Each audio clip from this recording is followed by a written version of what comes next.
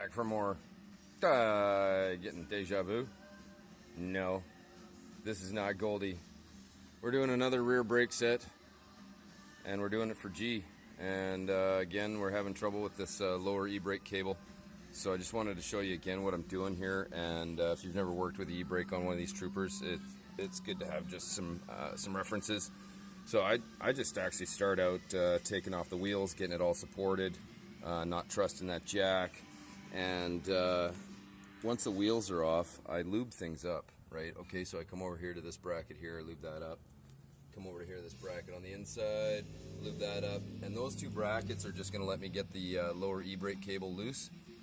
And then once you've finished having your fight with your cotter pin, which I didn't win, then we can pull this pin out and just store everything in a bucket. You know, everything for this wheel goes in that bucket. Everything for the other wheel goes in the other bucket. I don't move the bucket. Everything stays where it's supposed to. So now I'm going to pull this pin out. And when I pull the pin, I want you to keep an eye on that eyelet, because I think it's going to move. Right? I think it's going to retract. There, it retracted a little bit. That's not so bad. You can look through the hole, and you can see it's a little off center, but it's actually not too bad.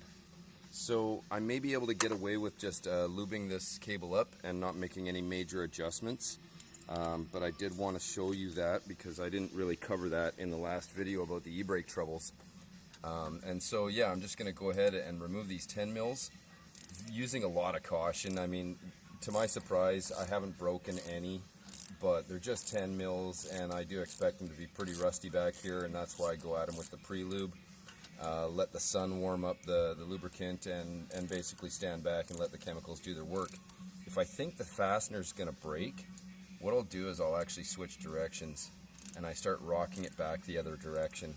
And what you're doing is you're kind of cleaning out the grooves in the threads a little bit.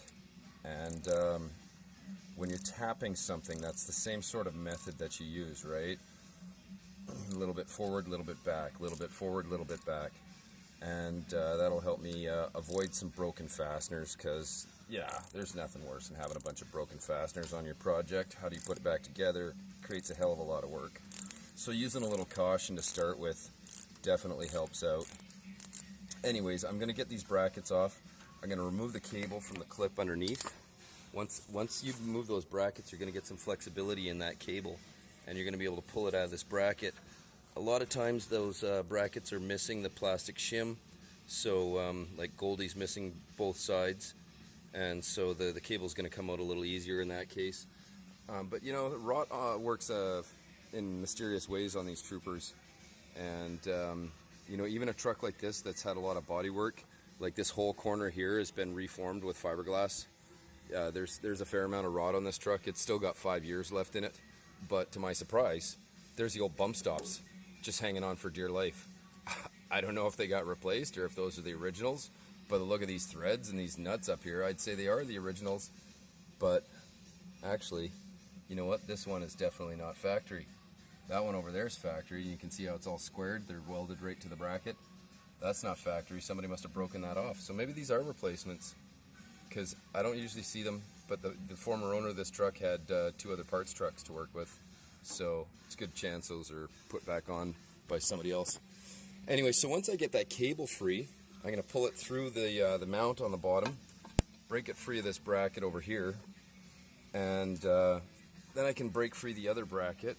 And then what I'm going to do is I'm going to do the same thing I did with the other cable. Is I'm going to get that screwdriver in the eyelet and use it like a T-handle, and I'm going to pull back the cable as far as I can retract it. And of course, there's shade on the other side of the truck, so in order to let the chemicals do their work, I've got this cable stretched over to this side in the sunshine.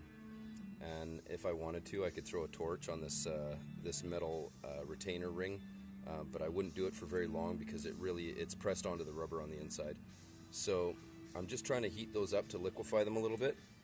I'm not trying to use too much heat on this cable. It is metal on metal, but it's also rubber sheath, right? So you gotta, that's why I advise with the fluid film. I get that fluid film in there, and you know, I'm basically trying to work this cable free more than I am the caliper. If the caliper's in good shape and the shoes are in good shape, then really all I'm gonna do for that is a good flush. But as far as adjusting the e-brake goes, if you don't get enough from the cable itself the way that it was, then you're going to need to come under the truck.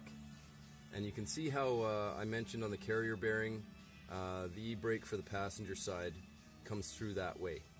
But on the driver's side here, it comes through this side. And of course it all comes up to this loop, right? It's just one big loop. And here's your adjuster right here. And so you may need to back off this nut a little bit. And basically what you want to do is you want to get your distance set so that you can look at the return springs on the e-brake calipers, and you want to have that set so that it's not applying anything, but that there's no slack. And that's how your wheels are going to freewheel when you release your e-brake. You don't want any drag. It's going to affect your fuel economy for sure. It's going to, anything that prevents motion, any kind of friction or anything that slows this truck down makes the engine work harder. Some of your fuel efficiency is going there. So if you got brake drag from bad e-brakes in the rear, then that's definitely going to be the case. And I mean, you can tell this right away if you put your truck on a slight angle, release the e-brake, and just push the clutch in, take it out of gear. How much rolling resistance is there? Is it going to roll by itself?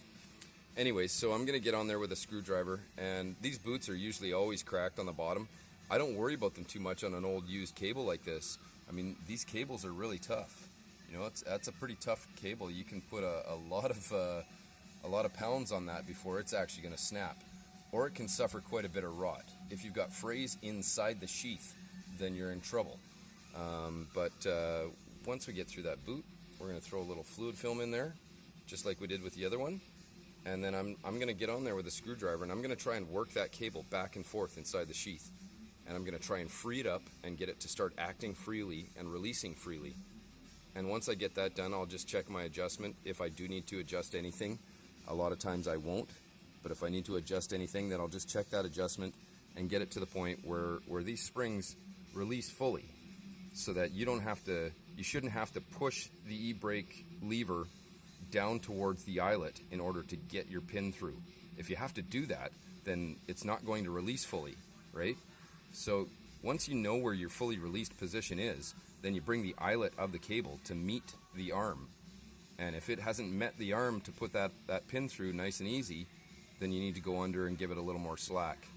Or keep pulling on this cable until you think you've got it all the way through this sheath.